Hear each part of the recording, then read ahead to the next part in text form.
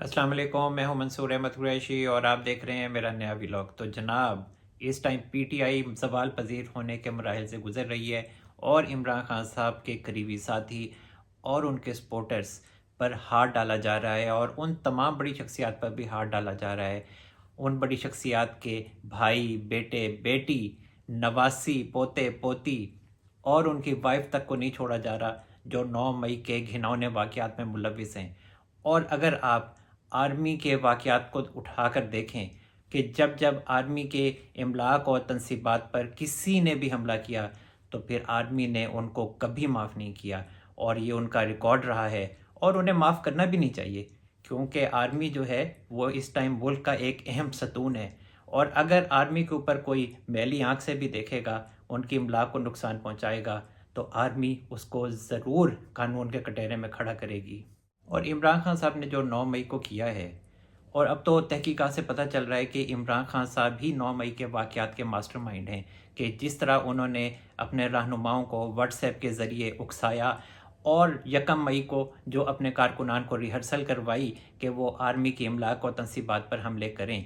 तो ये कोई सियासत नहीं थी, ये मुल्क दुश्मनी थी। और आप फ़ौज पर इसलिए चढ़ दौड़ें कि वो आपकी बात नहीं मानती, आपको पावर में लाने के लिए आपको सपोर्ट नहीं करती, और आप इसी ज़िद में, इसी गुस्से में फ़ौज की तनसीबात और इमलाक पर हमला कर देते हैं, तो फिर ये कोई सियासत तो नहीं है, ये तो एक ज़िद है और ये मुल्क दुश्मनी है और इसकी आपको सज़ा अब मिलेगी। और ये बात तय हो चुकी है, फ़ौज ये फ़ैसला कर चुकी है कि आपकी अब सियासत में कोई जगह नहीं है।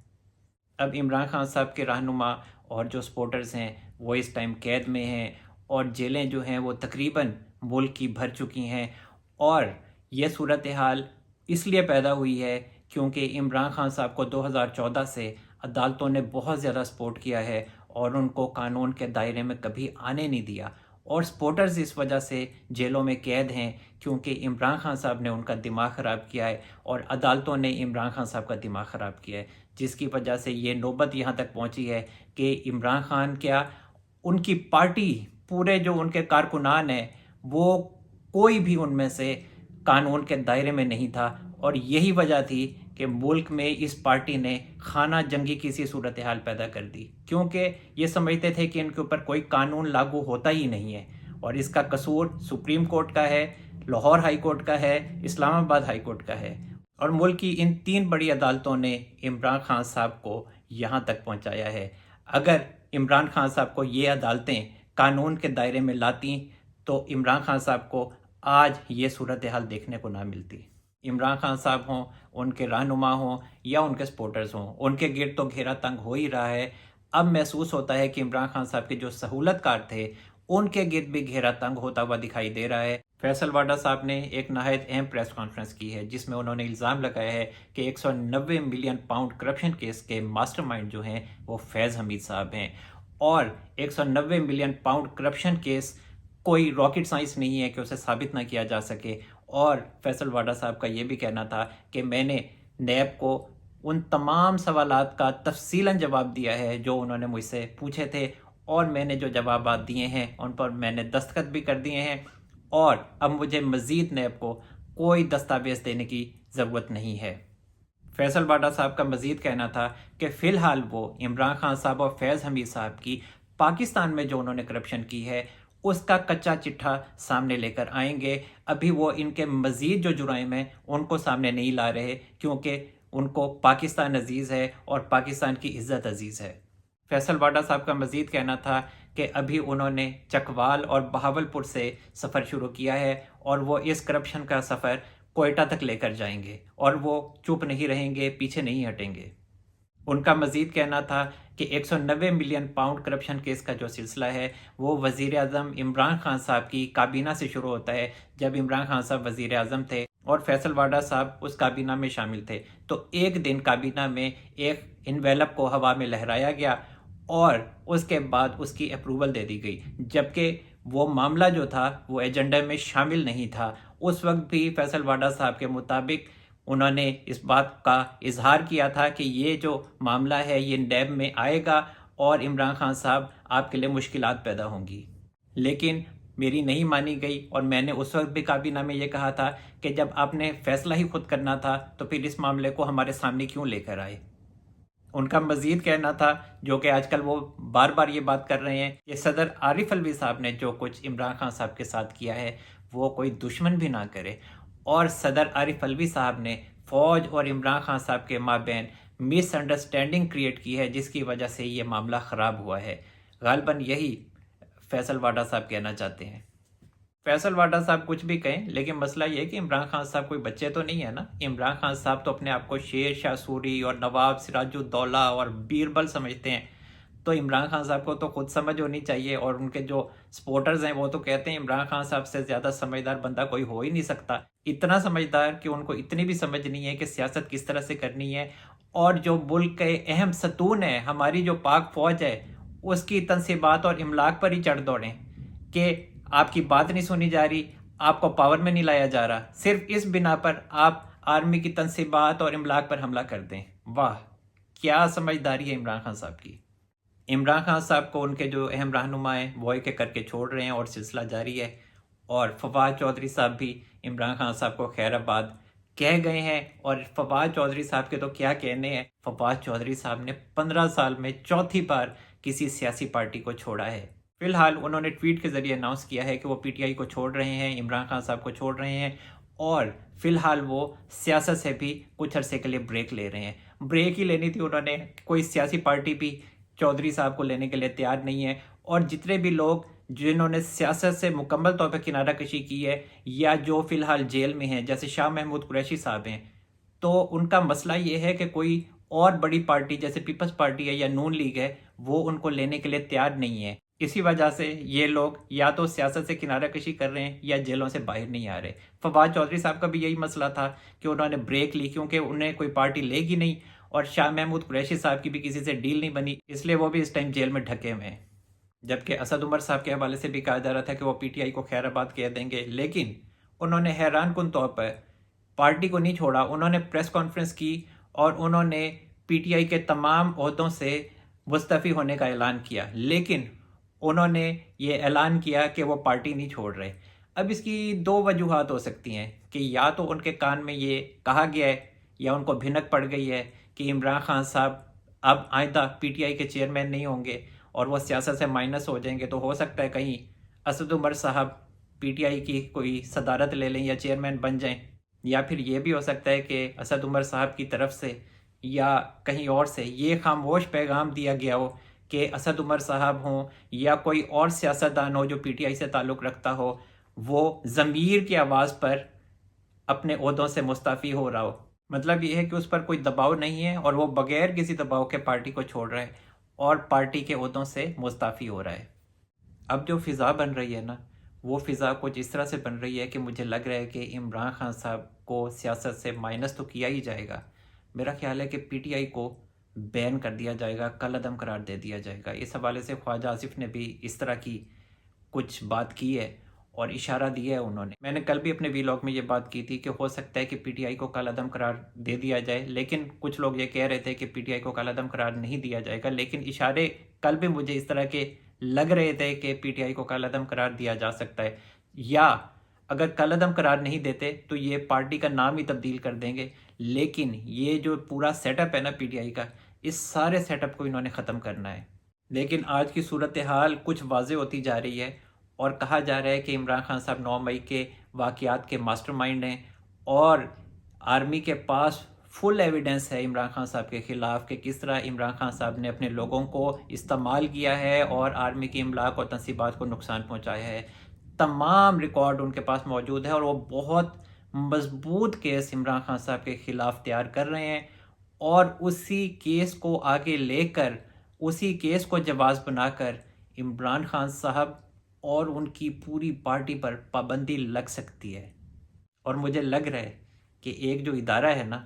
اس نے یہ فیصلہ کر لیا ہوا ہے۔ وہ سیاستدان کچھ بھی سوچیں، کوئی بھی بات کریں کہ ہم جمہوری ہیں، ہم جمہوری طور پر بات کرنے کے لیے تیار ہیں، جمہوریت ہے ملک میں اور ہم ایک دوسرے سے بات کرنے کے لیے تیار ہیں، لیکن ایک ادارے کے خلاف جو عمران خان صاحب نے کیا ہے نا، وہ عمران خان صاحب کو معاف نہیں کرے گا، اور یہ بات طے ہے۔ पिछले दिनों में बहुत ज़्यादा ये बात की गई कि इमरान खान साहब को 2 ऑफर्स दी गई हैं, डील ऑफ़र की गई है कि इमरान खान साहब या तो केसेस का सामना करें या फिर वो अपने बेटों के पास बाहर चले जाएं। मैंने तब भी कहा था कि कोई डील ऑफ़र नहीं की गई इमरान खान साहब को, और इमरान खान साहब को सवाल ही पैदा नहीं होता कि उनको पाकिस्तान से बाहर जाने दिया जाए। और इमरान खान साहब को अगर बाहर जाने दिया गया तो ये तो दंदनाएंगे, ये तो फ़ौज के ख़िलाफ़ के, ये पूरे मुल्क के ख़िलाफ़ साजिश करेंगे। तो हमारे जो इदारे हैं वो इमरान खान साहब को बाहर भेज के कोई रिस्क नहीं लेना चाहते। इमरान खान साहब ने तो मुल्क में बैठकर अमेरिका में जो कांग्रेस के मेंबर्स हैं उनको उकसाया है और पाकिस्तान के खिलाफ बयानात दिलवाए हैं। तो किस तरह से इमरान खान साहब को वहाँ बाहर भेज कर इदारे जो हैं वो कोई रिस्क ले सकते हैं? तो ये जो बाहर भेजने का जो ये ड्रामा है ना कि इमरान खान साहब को बाहर भेजा जा रहा है, ये उनको ये डील ऑफ़र की गई है, ये इनकी सोशल मीडिया टीम है। और ये इमरान खान साहब खुद अपना बयानिया बना रहे हैं कि इमरान खान साहब को बाहर तो जाने दे नहीं रहे। तो इमरान खान साहब ने खुद ही ये कहना शुरू कर दिया कि देखो जी, मैं बाहर नहीं जा रहा, मैं पाकिस्तान में ही रहूँगा, मेरा जीना मरना पाकिस्तान में ही है। जबकि असल बात ये है कि इमरान खान साहब हों या इमरान खान साहब की पूरी पार्टी हो, सबके नाम ECL में डाल दिए गए हैं और किसी को भी इस वक्त पाकिस्तान से बाहर नहीं जाने दिया जा रहा। कल मैंने एक बात की थी कि आइंदा मुल्क के वज़ीर आज़म या नवाज शरीफ साहब हो सकते हैं। उसके हवाले से कुछ दोस्तों ने मुझसे ये बात पूछी कि ये बात आप किस बिना पर कह सकते हैं। तो मेरी ये राय है कि पाकिस्तान इस टाइम चाइना के साथ जा रहा है और इस ब्लॉक में शामिल हो रहा है जिसमें चाइना है, ईरान है, पाकिस्तान है, सऊदीया है और भी कुछ ममालिक हो सकते हैं। तो अब चाइना दोबारा पाकिस्तान के साथ CPEC वाला मामला शुरू कर चुका है और चाइना ये समझता है कि CPEC के मामले में जो उनके साथ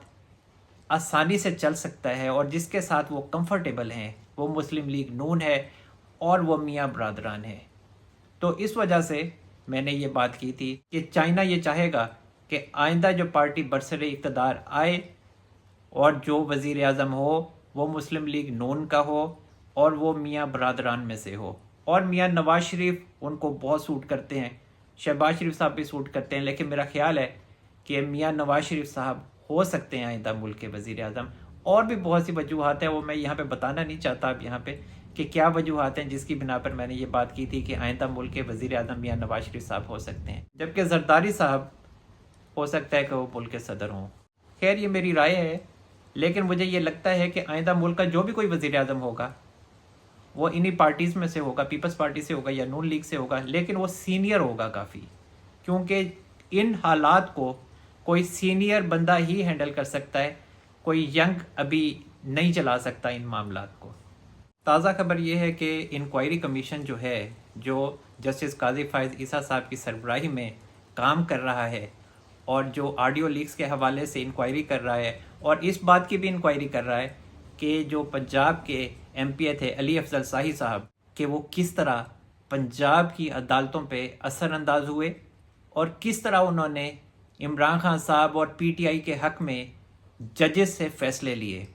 वैसे अली अफजल शाही साहब के बारे में ये भी मशहूर है ना, और ये बल्कि ये तो कन्फर्म है कि अली अफजल शाही साहब के जो ससुर साहब हैं अमीर भट्टी साहब, वो लाहौर हाई कोर्ट के चीफ जस्टिस हैं। तो दामाद और ससुर की मोहब्बत का तो हर जगह पे बोलबाला रहा है और जिस तरह PTI ने मौजें मारी हैं वहाँ पे, वो भी एक अलग ही किस्सा है। तो जनाब खबर ये है कि इंक्वायरी कमीशन ने 27 मई को 4 लोगों को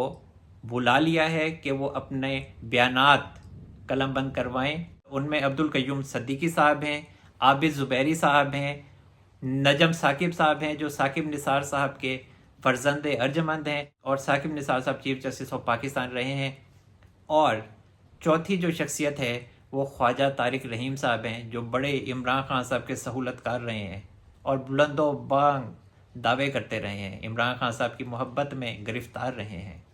उनको तलब किया गया है। एक और अहम खबर ये भी है कि जहांगीर तरीन साहब आइंदा 1-2 दिनों में अहम धमाके कर सकते हैं और PTI का एक बड़ा धड़ा तोड़कर वो अपने साथ ले जाने में कामयाब हो जाएंगे। उनका जहाज़ जो है वो एक्टिव हो चुका है, उनमें उन्होंने तेल शेल डलवा लिया है और वो अपनी मंजिल की तरफ रवां दवा है। और जो PTI का धड़ा है वो जहांगीर तरीन साहब को प्यारा होने वाला है। लेकिन मैंने कल भी बताया था कि ये कोई किंग्स पार्टी नहीं होगी, یہ فرینڈلی اپوزیشن میں بھی ہو سکتی ہے اور پاور میں ان کو شیئر بھی مل سکتا ہے۔ اب سوال یہ پیدا ہوتا ہے کہ آگے کیا ہونے جا رہا ہے۔ آپ آئندہ آنے والے دنوں میں دیکھیں گے کہ ابھی بہت کچھ ہونے والا ہے، اور عمران خان صاحب کے خلاف مزید کیسز ہوں گے، اور مزید عمران خان صاحب کے خلاف ٹرائلز ہوں گے، اور عمران خان صاحب کے خلاف جو کیسز ہیں وہ ملٹری ایکٹ کے تحت بھی چلائے جائیں گے، اور عمران خان صاحب کو اب بخشا نہیں جائے گا، اور مجھے لگتا ہے کہ کچھ ہی عرصے میں عمران خان صاحب کو اریسٹ کر لیا جائے گا، باہر نہیں جانے دیا جائے گا عمران خان صاحب کو۔ بہرحال عمران خان صاحب کی سیاست ختم ہو چکی ہے، اور عمران خان صاحب کو اس بات کا آئیڈیا ہے۔ ابھی بڑے سے بڑے برج جو ہیں عمران خان صاحب کے جو سہولت کار بنے ہوئے تھے وہ بھی الٹنے والے ہیں۔ تو جناب اب تک کے لیے اتنا ہی۔ اللہ تعالی ہم سب پر اپنا رحم و کرم فرمائے۔ منصور احمد قریشی کو اجازت دیجیے، اپنا بہت سارا خیال رکھیے گا۔ اللہ حافظ۔